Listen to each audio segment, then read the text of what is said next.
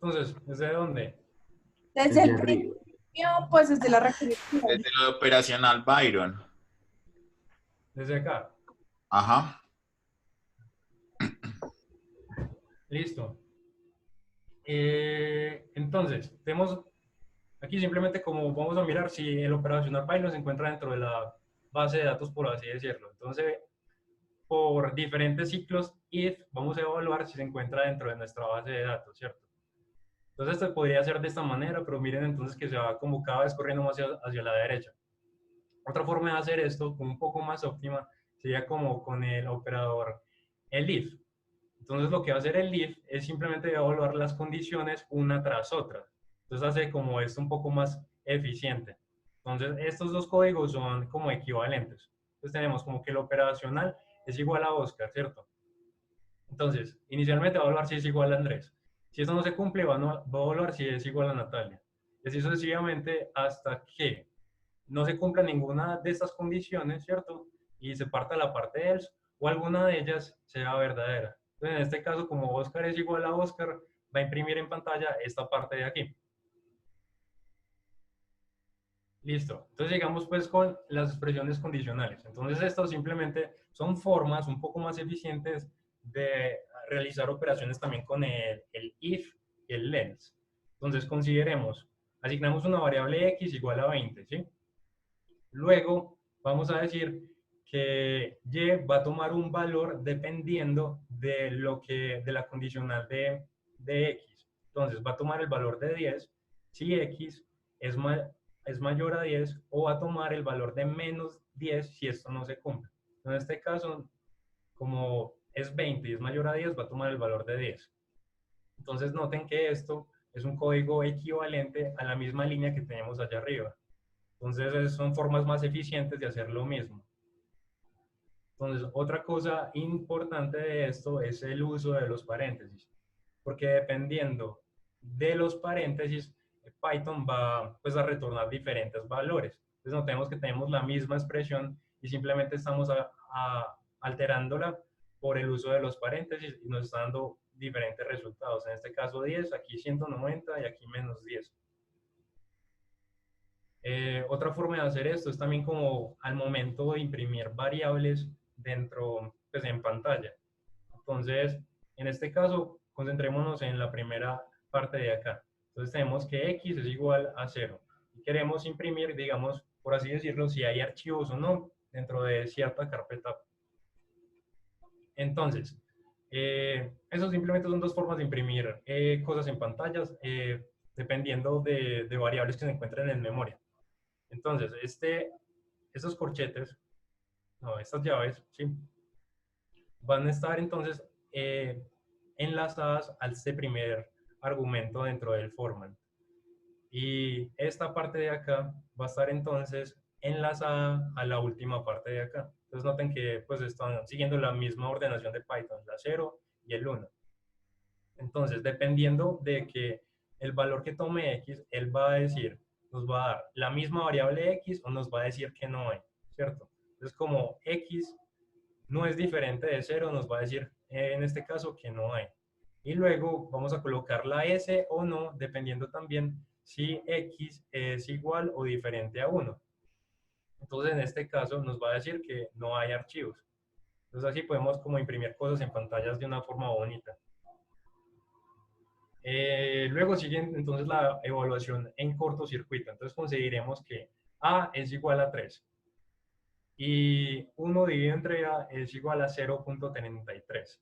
Entonces, eso se usa es cuando Python va a evaluar cosas que estén enlazadas por un OR o por un AND, ¿cierto? Entonces, en el caso del OR, Python va a intentar como evaluar una condición. Entonces, en este caso, va a evaluar esta parte de acá inicialmente, que está enlazada por un OR con esta aquí al final, ¿cierto? Entonces, si esta parte de acá nos devuelve un true, a Python no le va a importar que hay aquí a la derecha y va a seguir como con la ejecución, porque simplemente le importa que una de las dos sea verdaderas. Como la primera ya le dio verdadero, va a seguir con la ejecución de acá. Mientras que cuando se trate pues del operador AND, que nos va a unir ambas condiciones, que esta y esta sean verdaderas, él va a evaluar ambas condiciones. En este caso no retorna nada porque no se cumplen ambas condiciones. El siguiente ciclo es el ciclo while else. Entonces, esto simplemente es que mientras una condición sea verdadera, se va a ejecutar cierto bloque de código, ¿cierto? Cuando la condición deje de ser verdadera, se va a ejecutar esta parte de acá. Entonces, miremos. Esta parte else dice que es opcional, no, pues no es necesaria colocarla, pero pues en algún momento alguien puede considerarla dentro de su ejecución. Luego dice, si la condición en algún momento se vuelve falsa, ¿cierto? Y está retornando normalmente, entonces si esta condición de acá que estemos colocando se vuelve falsa, entonces se va a entrar a evaluar esta parte de acá, o sea, el bloque 2. Pero si en algún momento tenemos dentro de esta parte de acá un break o un return, que son palabras claves para detener la ejecución de cierta iteración, y esta es simplemente para devolver cosas dentro de una función. Esta parte de acá de else no va a ser ejecutada. Luego vemos algunos ejemplos de cómo hacer esto. Entonces, una de las formas de implementar ese ciclo while sería el ciclo repita hasta que. Entonces, sería como colocar un while true. Entonces, este true simplemente es el booleano. Entonces, mientras esto sea verdad, va a ejecutar esta parte de acá. Pero en algún momento donde cierta condición, ¿cierto?, se vuelva falsa o pues verdadera en este caso, va a colocar pues esta palabra break que va a salirse de este ciclo de acá. Y en este caso, entonces va a seguir con la ejecución de un comando, pues de una siguiente línea de código. Otra forma de hacer esto también es el ciclo haga mientras, que sería de la misma manera entonces, como mientras esto sea verdadero, se va a ejecutar esto, ¿cierto? Si cierta condición se cumple, entonces va a ser un pass que simplemente es como no haga nada. Si esto es falso, entonces va a ser un break. Entonces es lo mismo que teníamos arriba y se ejecuta la siguiente línea de comando. La siguiente forma entonces sería el comando while true, ¿cierto? Entonces mientras esto sea verdadero, se va a ejecutar esta parte de acá. Luego aquí simplemente tenemos como una negación de la condición. Entonces si esto no es verdadero, se va a ejecutar la palabra break que nos va a salir entonces de toda esta línea de acá, ¿cierto? Y se va a ejecutar el comando 2. Entonces miremos cómo se aplica esto. Entonces el objetivo de nosotros es imprimir todas las letras mayúsculas desde la A hasta la Z, ¿cierto? Pues esto considerado en inglés. Entonces inicialmente miramos cuál es el carácter A y su número de ordenamiento lexicográfico, es decir, lo del código ASCII. Entonces, mientras la condición sea verdadera, entonces mientras esto sea true, esto siempre se va a cumplir, ¿cierto? Entonces pedimos, ¿cuál es el carácter de este número que tenemos acá, ¿cierto? Y lo vamos a imprimir en pantalla. Entonces, por defecto, este print siempre va a tener como un salto de línea. Sin embargo, utilizando como ese argumento, que es una palabra clave, podemos definir qué es lo que va a imprimir al final. Entonces, en este caso, va a enlazar las distintas cadenas simplemente por espacios vacíos, que es lo que se ve en esta parte de acá, ¿cierto? Entonces, luego va a evaluar si este carácter, ¿cierto? Es igual a Z. Si lo llega a hacer, entonces se va a salir. Si no, simplemente al número C le va a agregar un 1. Entonces, de esta forma puede iterar desde la A hasta la Z, imprimiendo en pantalla cada una de estas letras. Entonces, sí, no tengan apenas que esta condición se vuelva verdadera, él ejecuta el break que se sale de todo el ciclo. O si no, seguiríamos creo que con las letras minúsculas. Entonces aquí simplemente estamos definiendo una función para encontrar un valor dentro de una lista. Entonces consideremos la siguiente lista, ¿sí? Entonces, lo que vamos a hacer es imprimir en pantalla el resultado de la evaluación de esta función. Entonces esta función tiene inicialmente una lista y como un objetivo. Entonces pasemos a esta parte de acá, que son los argumentos que estamos pasando, la lista y el target, que sería el objetivo. Entonces, definimos un índice igual a 0, ¿sí? Y mientras este índice, ¿cierto?, sea menor a la longitud de la lista, en este caso es nuestro condicional, ¿cierto?, se va a ejecutar esta parte de acá, ¿cierto? Entonces, si el elemento de la lista es igual al objetivo, ¿cierto?, entonces va a parar en la ejecución de este código, ¿cierto?, y va a retornar en pantalla el índice que estamos buscando, ¿cierto? Si esto no se cumple, ¿cierto?, entonces va a ser esta parte de acá, que es simplemente adicionarle un 1 al índice que tenemos. Entonces va a empezar a recorrer la lista que tenemos, ¿cierto? Entonces va a 0, 1 y así sucesivamente. Si en algún momento se para la ejecución pues esta condición deja de ser verdadera, en este caso porque ya recorrieron toda la lista y no se encontró el objetivo que estaba buscando, lo que va a devolver entonces es un none. Entonces el índice va a ser igual a none y esto es lo que nos va a retornar en pantalla. Entonces en este caso, si buscamos la X nos va a dar que está en la posición número 3 de Python, ¿cierto? O sea, esta de acá. Y así sucesivamente. Entonces, este que no se encuentra en pantalla, como el código corrió totalmente, simplemente va a retornar un none. ¿Hasta aquí tienen alguna pregunta? No, yo creo que bien. Listo. Sigamos rápidamente con este de acá, que sería el for in. Entonces, esta simplemente también es pues es un ciclo para realizar iteraciones de varias cosas. Entonces, se define así como el for, la variable y el iterable que queremos obtener. Luego vamos a ejecutar cierta orden, ¿cierto? Y cuando el for haya iterado sobre todos los elementos del iterable, va a ejecutar esta parte de acá. Esta parte else es también opcional y casi nunca la he visto que se use, pero sí se puede colocar.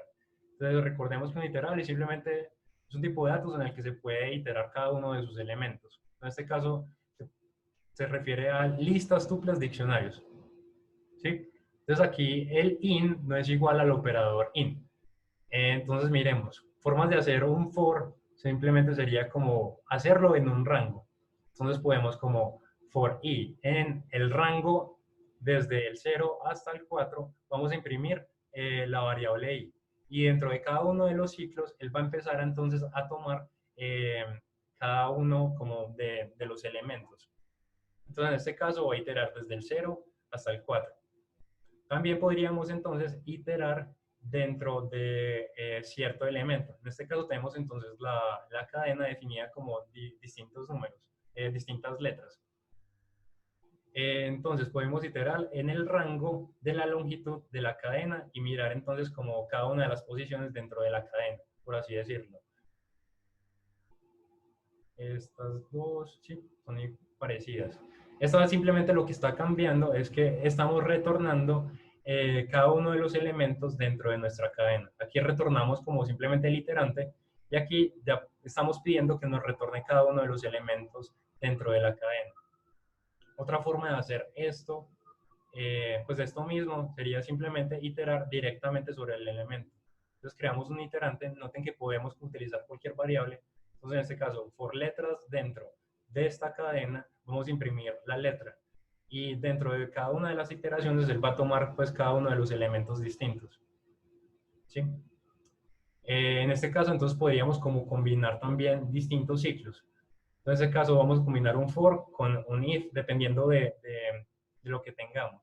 Entonces vamos a iterar cada una de las letras dentro de nuestra cadena. Entonces, si la letra se encuentra dentro de estas de acá, significa que es una vocal. De lo contrario, es una consonante, ¿cierto? Y cuando se termine de iterar sobre estos elementos, se va a ejecutar esta parte de acá, ¿sí? Que recuerden que puede ser opcional. Entonces, en este caso, este es el resultado que tendríamos en pantalla. Entonces, de la misma forma, si en algún momento tenemos un break, un return, la parte else no se va a ejecutar. Entonces, consideremos, aquí simplemente va a iterar en el primer ciclo sobre la primera letra que teníamos acá. Va a evaluar entonces si es una vocal o una consonante, y en este caso tenemos un break. Entonces, el break lo que hace es que se sale de todo este ciclo que tenemos acá. Pues este break está asociado en este caso a este for. ¿cierto? Se sale de este ciclo y no se ejecuta esta parte de acá, ni sigue que tampoco con la ejecución de los otros argumentos. Entonces, simplemente nos va a retornar la ejecución de el primer iterante. Entonces, consideremos la siguiente lista también. Podemos iterar en listas, ¿sí? Entonces tenemos una lista con cadenas que nos están representando pues países y imprimimos en cada una de las iteraciones el país, ¿sí? Entonces, lo que vamos a hacer aquí en este código es simplemente, si la longitud de uno de estos países, ¿cierto? Va a ser igual a 6, lo que va a hacer es agregarle al final la palabra Colombia a este elemento de acá, ¿cierto? Y voy a imprimir qué hay entonces en este país y luego en la lista de países. Entonces podemos ver que teníamos como Perú, Panamá, Chile, Colombia, y Colombia fue agregado al final, entonces por eso entró dentro de esta iteración. Entonces lo que dice acá es que si en vez de Colombia hubiéramos puesto la palabra México, que tiene 6 letras, el ciclo hubiera sido infinito. Entonces, miremos acá a ver qué es lo que va a pasar. Entonces, en este caso, vamos a iterar otra vez sobre la misma lista, pero vamos a copiar, hacer una copia, ¿cierto?, de esta referencia que tenemos acá. Entonces, este elemento no va a ser modificado como lo que pasaba en el caso contrario, ¿cierto? Entonces, si hacemos como esta ejecución, simplemente al final va a agregar la palabra México. Pero si fuéramos a iterar sobre el elemento original y en cada uno de los ciclos él empezara a colocar la palabra México al final, entonces veríamos que tendríamos un ciclo infinito, que al final haría que el programa fallara.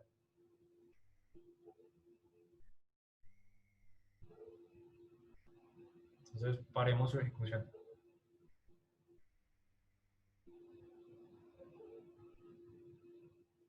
Listo, y entonces dejemos esta clase hasta acá, que ya son las 6. Ok, ¿Ahí tienen Juan Di, preguntas? gracias. Andy, gracias, qué bien. Muchas gracias, Juan Diego. Listo.